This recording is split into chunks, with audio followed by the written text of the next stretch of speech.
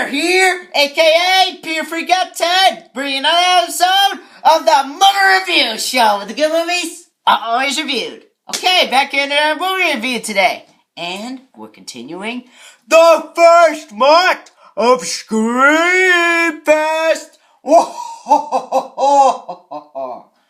Okay, back into our movie review today. Now, on today's episode, we're going to take a look at the sequel to the last film I reviewed. And for those who don't know, last time I did a review on The Fly. Now, The Fly was a film made back in 1989. It was directed by David Cronenberg, who directed such films as Videodrome, Scanners, and Dead Ringers. All of which had the same number of things going from blood and gore and so on and so forth. And this is also a remake of the 1960s black and white movie. And The Fly is a classic. I'm willing to say that. The Fly is a great film. It has a lot going for it. It has a great tone, which is a departure from the 1960 version. It also has great characters, a great cast, all of which lend their performances to their roles very well and make them completely different from what we saw in the 1960s version. And of course, there's plenty of blood and gore to be desired. Not only that, but this is the film responsible for bringing Gina Davis and Jeff Goldblum together, who were married but sadly divorced. But other than that, the film is a classic. So logically, a sequel was planned. But sadly, David Cronenberg could not come back. It was probably because he was too busy slicing families as the character Decker in Nightbreed. So probably it was best to find someone else who actually loved the first film with all a heart and could actually give us a decent sequel. So they brought in Chris Wallace, a special effects genius who has lent his effects to a lot of films.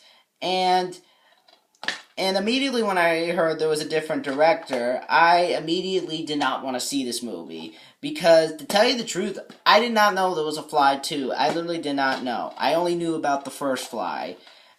And it wasn't until I bought this DVD that I was like, there's a Fly 2? Wow. And I just completely ignored it, because I thought it was going to be just not as good as the first, and wasn't going to offer much like the first did, and it immediately turned off my interest from it. So,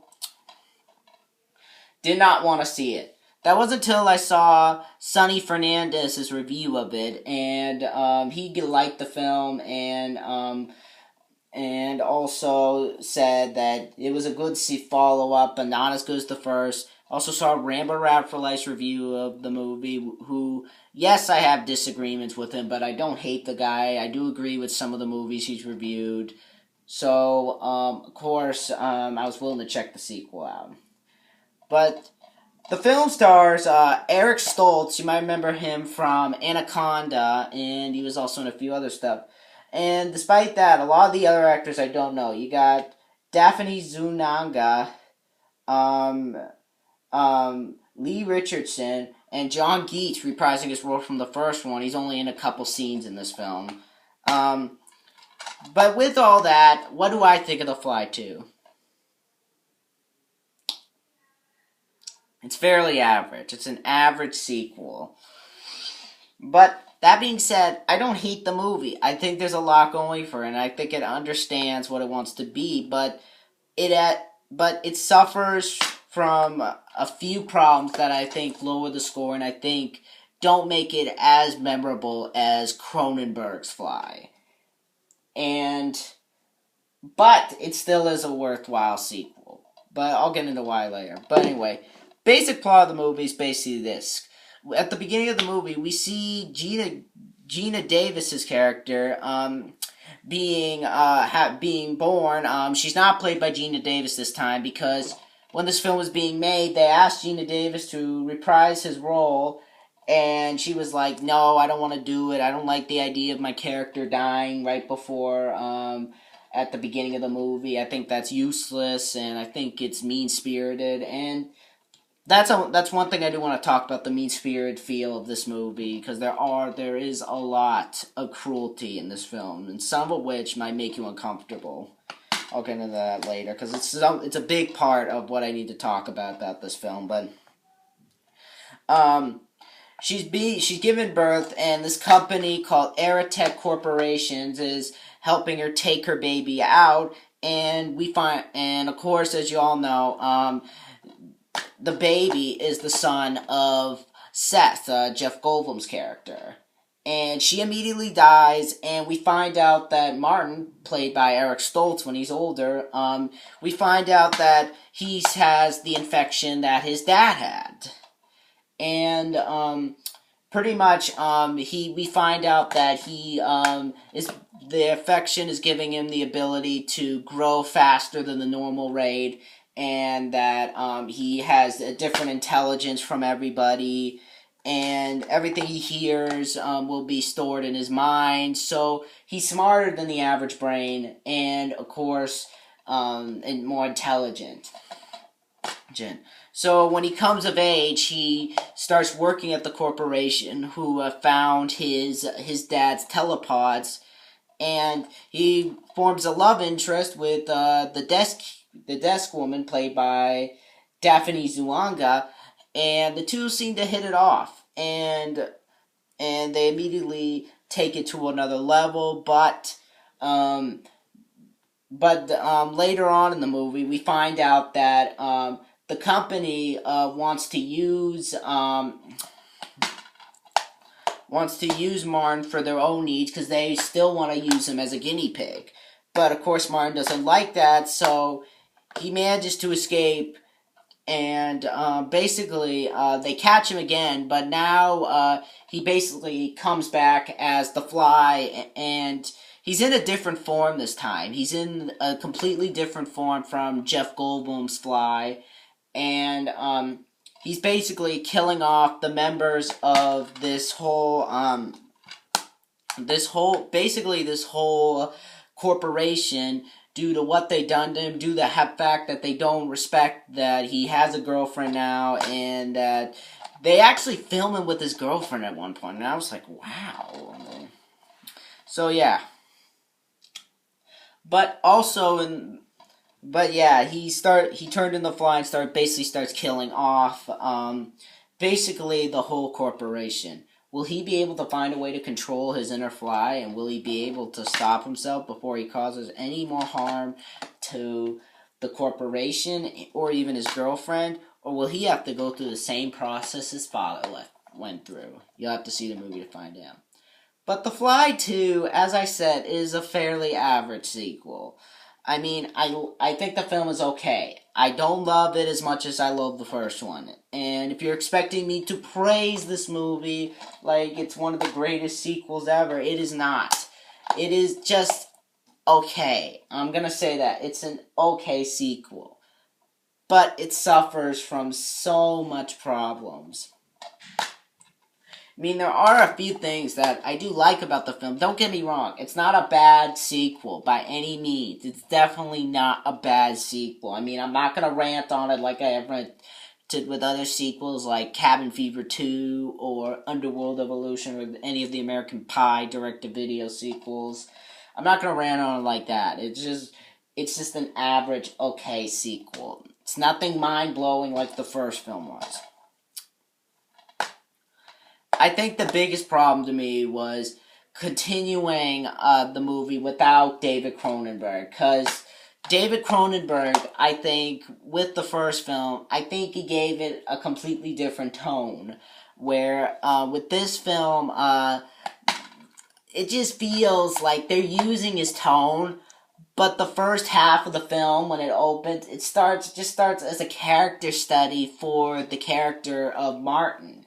Because the first half of the movie, it just follows him growing up before he actually becomes the Fly. Whereas in the first film, they didn't need their time to take introducing us to Jeff Goldblum's character and putting us into the character. I mean, we already felt into the character there. I mean, it was probably the writing or something, but I already felt into the character, and it just by the just by the first few minutes and his motivation, everything. That's what I liked. Here, they just take too long introducing us to the character of Martin, and the film itself just slows itself down, and it has so many pacing issues with that whole opening. It drags on, and it's just really just I don't know. But it did have a good tone, and I like the fact that they were able to stick to the tone of this film instead of giving it their own tone and just replacing it all together. Now, there is something that I do have to talk about. With that tone, there does come a scene where a lot of people have talked about this scene. I'm willing to talk about it. It's a scene where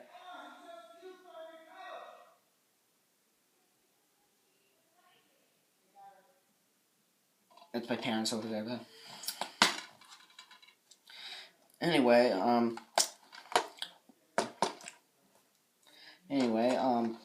know why I'm biting my nails. I always do that for some reason. But there is one scene that I do need to talk about. It's definitely the scene where the kid Martin forms this relationship with this dog, this friendship with this dog that gets used for testing, and the dog, and of course the experiment backfires, and the dog becomes like mutated and everything, and a lot of animal lovers got really mad at that scene. It's very easy to see that because later he has to put the dog down. I mean, I get what they were trying to do. They were trying to make you hate the villain for what he's done, and at least basically try to get a sense that they're no longer the people we should trust anymore. I get that. But they take it to an extreme. They literally take it to the extreme with that part. And it was an unneeded extreme that didn't need to happen.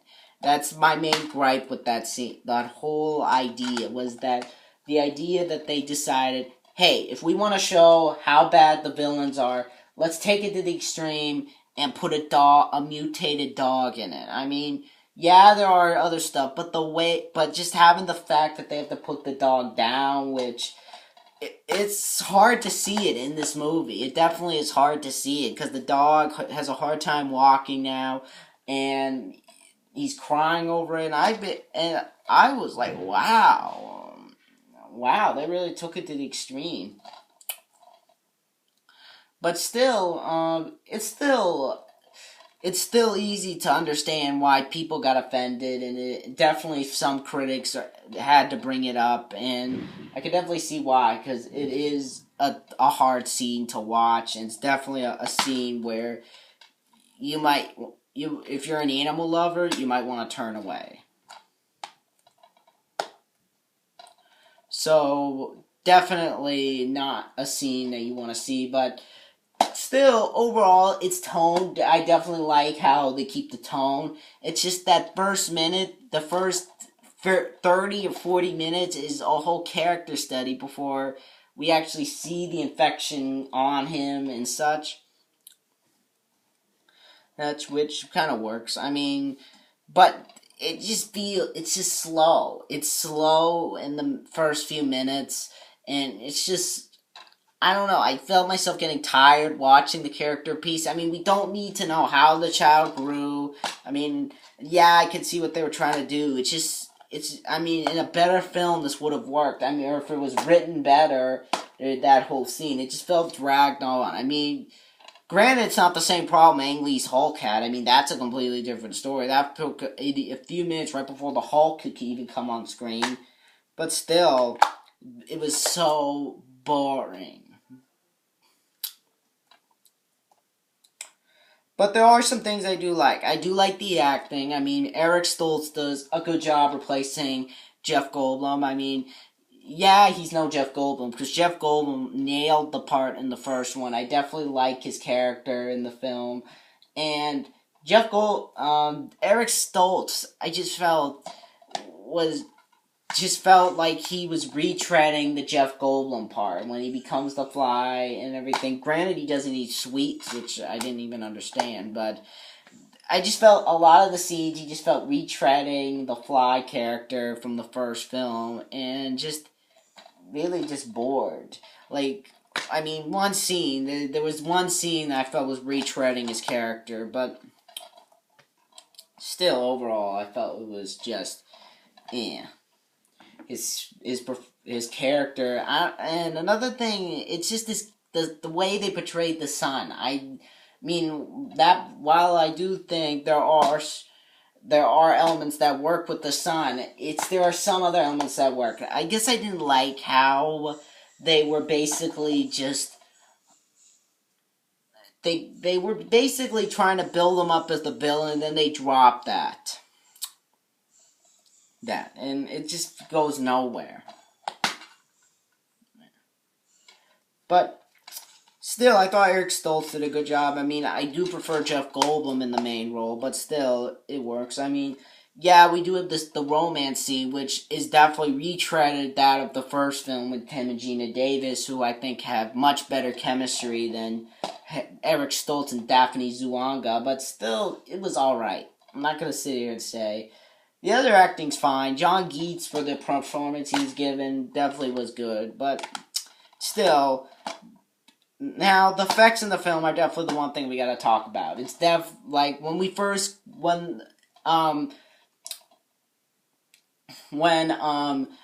Martin becomes the Fly at the end of the movie, believe me, it takes a long time before it becomes the Fly.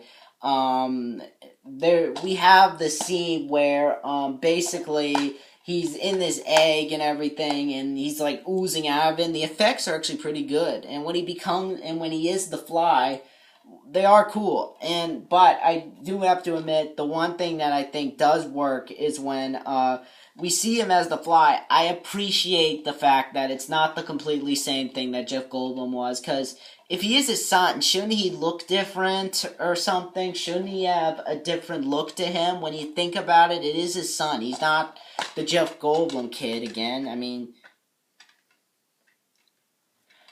he's like this tall monster with 4 limbs, and he's basically green and everything. So definitely different. And the film definitely has a lot of gore going for it. Like, there's a scene where a guy gets his face ripped off. I won't spoil the rest, but there is a lot of good gore in this film. The effects are actually pretty good. I mean, overall, the film works as a monster movie, but it just takes so long to get into the monster element. That's what I feel is the failing point of the movie, is how long it takes to get to the monster element. And just immediately when you got to the monster element, I just felt bored in watching it. But when it did start killing, it was like, wow. And my thing got back up, and it definitely felt it just felt good seeing it on the screen again. So, yeah, and I appreciate the fact that they didn't reuse Cronenberg's vision of the Fly. So, yeah. But it definitely has its problems. I mean, definitely the pacing's the biggest issue, but I guess the fact is that I didn't like the scene with the dog and everything. That's one thing I do have to admit I didn't like. I also didn't appreciate the whole, I also didn't appreciate the rehashed relationship from the first film. But still, overall, I was satisfied with this sequel. It's not the greatest sequel ever, and it's definitely easy to say that, seeing as how what I said. And it may sound like I hate this movie, but I don't. I really don't. I enjoy some of the gore. While the Fly looks different, it definitely looks unique. And just felt that it starts off, it definitely has something strong going for it, but it's just like the first minute with the whole scene of him growing and the thing, it's so slow, and I feel it focuses on that element too much. But overall, it's not bad. Definitely not bad for a sequel. So, yeah, I definitely would watch the first one over The Fly 2, but overall, the film's not bad. I definitely would rent it first, though. Or if you're lucky, you may find this double pack for like $2. So if you want to see The Fly 2, be my guest. But I definitely would see the first one first and get into this one. So overall, I'm not gonna say I don't recommend it, but I would definitely think first before buying it or renting it. So not a great sequel, just still not a bad sequel, just not the greatest sequel. So yeah, I give it a 7 out of 10. That's what I do gotta give it. It's unique, and I definitely do like the vision, but it's not. It just carries it through too well. So yeah, definitely far from a bad sequel. That's saying something, considering the sequels that I've watched before that are complete garbage. Still, it's definitely an alright sequel. Not the greatest, but still pretty good. But yeah, that's my review for The Fly 2. And next time I'm going to do a review on Stephen King's Night Fly, a film that I've never seen before. And I'm going to review and tell you what I think of it. Then I'm going to review Species. And then I'm going to review Species 2. I'm going to watch this one tonight with Night Fly. And I'll be sure to tell you what I think of it. I'll see you guys later. Tell me what you guys think of The Fly 2 in the comments below, and I'll see you guys next time. Be sure to rate, comment, and subscribe, and I'll see you guys next time. Bye.